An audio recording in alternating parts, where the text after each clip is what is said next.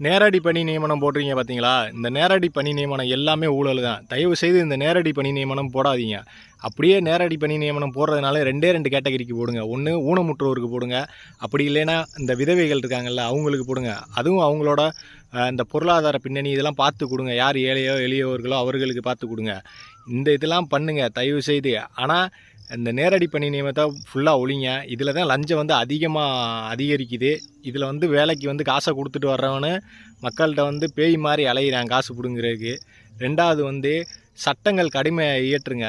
ஏன்னா இன்றைக்கி லஞ்சம் வாங்கிட்டு ஒரு 2 வாட்டம் 3 வாட்டம் சஸ்பெண்ட் ஆனாலும் அவன் கவலைப்பட மாட்டேங்கிறான். என்ன மிஞ்சி போனால் நம்மளை சஸ்பெண்ட் பண்ணுவாங்க, டிஸ்மிஸாக பண்ண போகிறாங்க அப்படின்னு நினச்சிக்கிட்டு இருக்காங்க.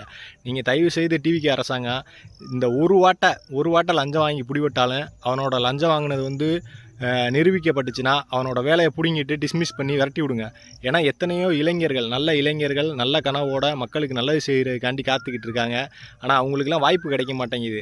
ஆனால் இந்த மாதிரி அயோக்கிய பயல்களுக்கெல்லாம் வாய்ப்பு கிடைக்கிறதுனால இவங்கெல்லாம் லஞ்சம் வாங்கிட்டு ஊரை ஏமாத்துறாங்க. தயவு செய்து லஞ்சத்தை ஒழிக்கிறதுக்கு லஞ்சம் வாங்கினேன் அப்படின்னு தெரிஞ்சிச்சு, அது உறுதிப்படுத்தப்பட்டுச்சு அப்படின்னா தயவு செய்து அந்த லஞ்சம் வாங்கின அதிகாரியோட வேலையை பறிங்க. அவங்களோட பிள்ளைகளோட வாழ்க்கையிலையும் ஒரு பிளாக் மார்க் வைங்க. எப்படின்னா இப்போ ஒரு திருடன் மாட்டினான்னா அவன் பேரில் எஃப்ஐஆர் போடுறீங்கல்ல, ஒரு கொலைகாரன் மாட்டினான்னா அவன் பேரில் எஃப்ஐஆர் போடுறீங்கல்ல, அவனுக்கு அரசு வேலை கிடைக்க விடாமல் பண்ணுறீங்கல்ல. அதே மாதிரி இவன் பண்ணுறதும் தப்பு. இவன் எதுக்கு பண்ணுறான்? இவனோட குழந்தை குட்டி குடும்பத்துக்கு தானே பண்ணுறான். அடுத்தவங்கள்ட்ட வயிற்றுல வாயில் அடித்து வாங்குறான், காசு லஞ்சம் வாங்குறான். அப்போ நம்ம வாங்கி மாட்டணும் அப்படின்னா நம்மளோட பிள்ளைகளுக்கு தான் பாதிப்பு அப்படிங்கிறத அவன் வாழ்நாளே உணரணும். அவன் வேலை பார்த்துக்கிட்டு இருக்கே உணரணும். அப்படின்னா அதுக்கு கடுமையான சட்டங்கள் ஏற்றணும்.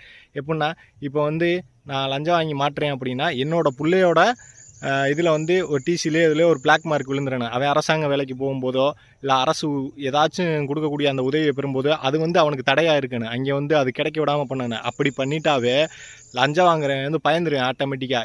என்ன ஆகும் அப்படின்னா, ஆகா லஞ்சம் வாங்கினா நம்ம வாழ்க்கையும் போயிடும், நம்ம பிள்ளை வாழ்க்கையும் போயிடும் அப்படின்னு பயந்துக்கிட்டு அந்த பய உணர்வுலேயே லஞ்சம் வாங்க மாட்டாங்க. தயவு செய்து அரசாங்கம் இதெல்லாம் பரிசீலிங்க. இதெல்லாம் கொண்டு வந்தீங்க அப்படின்னா எந்த தலைமுறைக்குமே அடுத்தடுத்த வரக்கூடிய தலைமுறை எந்த தலைமுறையுமே லஞ்சம் வாங்குறதுக்கு ஒரு பயப்படுவான், ரொம்ப யோசிப்பான். அப்படிங்கிற போதே அங்கே லஞ்சம் ஒழிஞ்சிடும். ரெண்டாவது ஒருவேளை லஞ்சம் வாங்கி அவன் ஏதோ ஒரு காரணத்தினால எஸ்கேப் ஆகிருந்தாலும் அடுத்த வாட்டை அந்த லஞ்சம் வாங்குறத பயந்துக்கிட்டு வாங்க மாட்டேன். ஏன்னா ஐயோ போன வாட்டையே நம்ம லஞ்சம் வாங்கி ஏதோ எக்குத்தப்பா தப்பிச்சு வந்துட்டோம்டா சாமி, இனிமேல் வாங்கி நம்ம மாட்டிக்கிட்டு சாக முடியாது அப்படிங்கிற அந்த பயம் வந்துடும். ஒரு வாட்டை பண்ணாலுமே மறாவது வாட்டை அவன் திருந்துறதுக்கு வாய்ப்பு இருக்குது.